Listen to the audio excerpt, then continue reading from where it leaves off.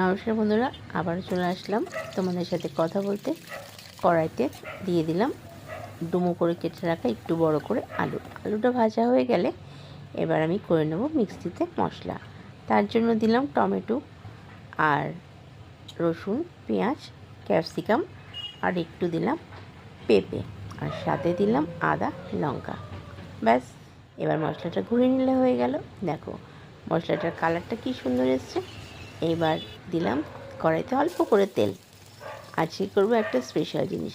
যাই হোক, কুচু করে পেঁয়াজটা কেটে দিয়ে দিলাম, ভাজা হয়ে গেল। তার মধ্যে দিয়ে দিলাম লবণ আর হলুদ। এবার দিয়ে দিলাম মিক্সিতে করা মশলাটা। এইবার একটু হালকা নাড়াচাড়া করে তেল ছেড়ে দিলে দিয়ে দিলাম স্পেশাল জিনিসটা, অর্থাৎ খাসির মাংস। আজকে করব খুব কম সময় আর মুখরোচক, খেতে সবারই পছন্দ লাগবে সেরকম খাসির মাংসের কষা। আজকের খাসির মাংসটা অল্প হলেও খুব রেয়াজি ছিল। আর আমি কথা বলতে বলতে দিয়ে দিলাম অল্প একটু চিনি। আর এখানে কিন্তু দিলাম কেটে রাখা পেঁয়াজ আর ভেজে রাখা আলু। আর মশলাটা কী দিলাম বলো তো, একটুখানি বিরিয়ানি মশলা।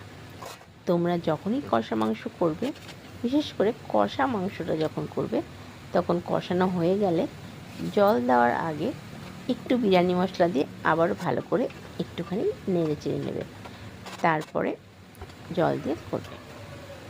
এবার আমি দিয়ে দিলাম প্রেশারে। আমি অর্ধেকটা কড়াইতে করলাম, অর্ধেকটা প্রেশারে। এটাতে কি হয়, মাংসটা ভালো করে সেদ্ধও হয়, নরমও হয়, আর মাংসটা অতটা ভাঙে না, আর কষানোটাও খুব ভালো হয়।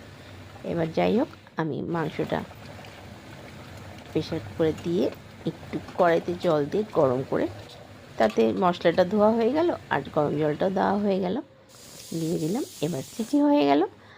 আমি এবার মাংসটা খুলে দেখব কীরকম হয়েছে।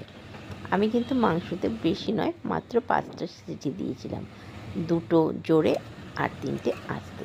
এই দেখো আমার মাংসের কালারটা কেমন এসছে, অবশ্যই জানাবে। এরকম করে বানিয়ে